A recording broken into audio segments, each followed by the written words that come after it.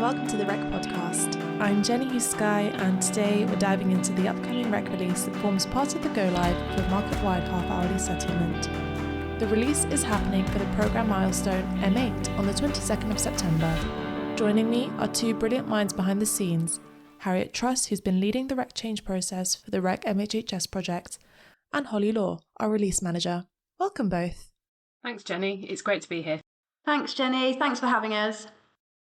So, Holly, what exactly is MHHS M8's release, and why should parties care?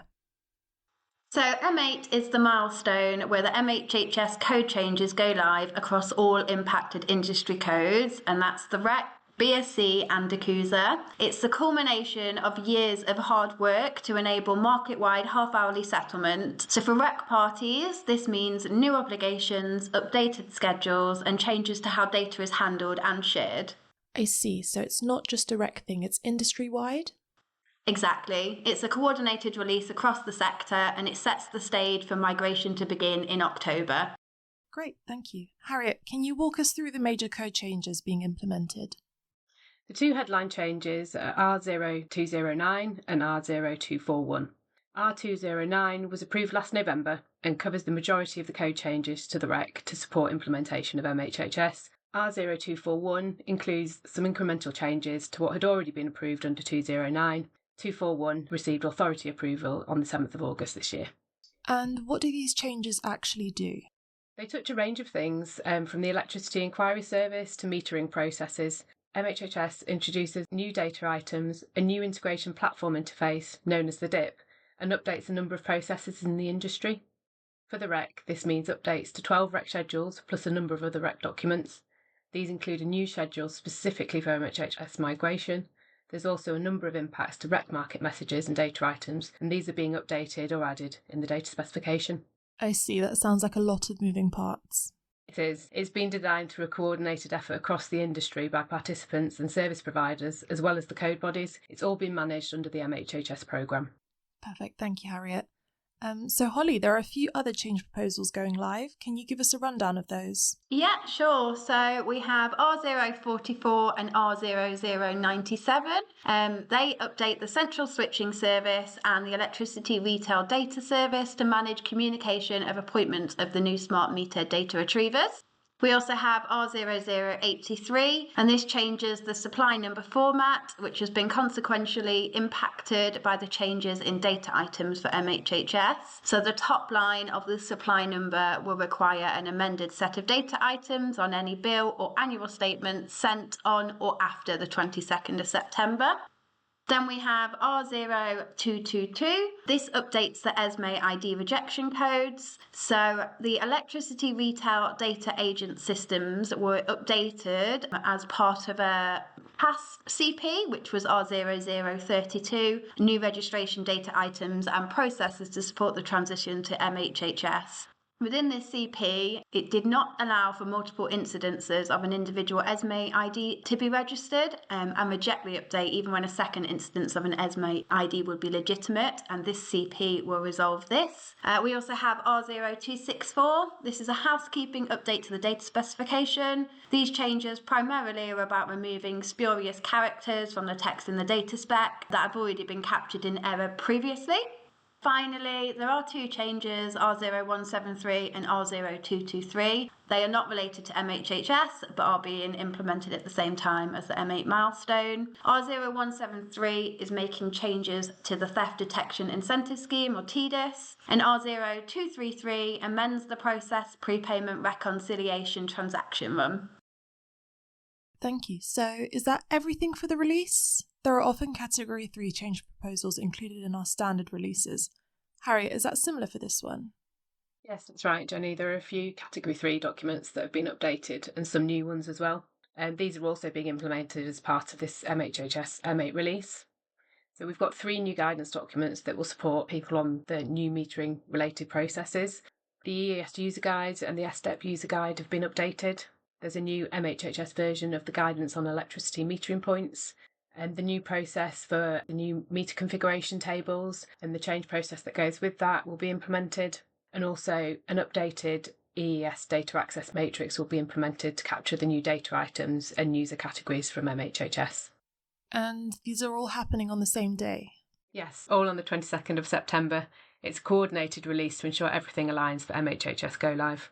I understand there are wider updates for the Energy Market Data Specification and the Data Transfer Catalogue databases. Harriet, what should parties know about those? So part of the role the REC Code Manager has is managing the data specification for all of the industry codes. To support the updates across the codes, we've created a bespoke EMDS database for MHHS. It includes all the new DIP messages, for example. That has then been merged with the live BAU database, and for the M8 release, the new EMDS will be released as version 4.0. There's also a new DTC catalogue coming, and this will be set to version 15.0 for the release. And how can parties access these? The pre-release versions of the DTC and EMDS were shared with industry on the 8th of September and are available on the REC portal. They will go live on the 22nd of September. So, Holly, what happens on Go Live weekend? The release date is Monday the 22nd of September, and REC version 4.0 will be effective from midnight.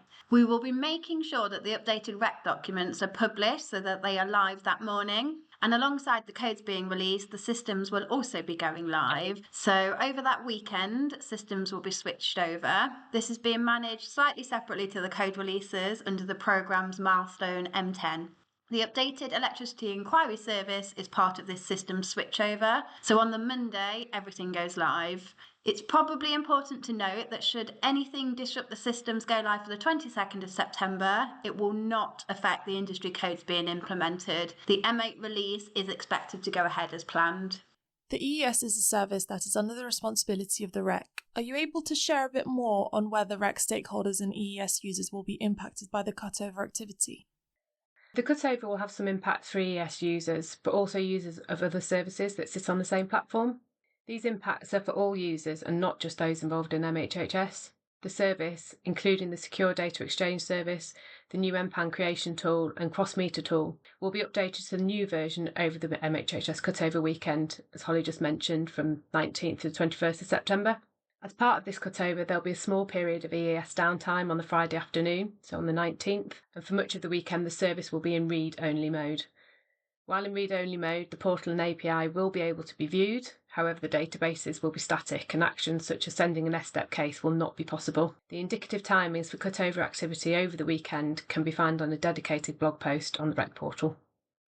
Thank you, Harriet. This is going to be significant go live for the industry, so how are we supporting REC stakeholders?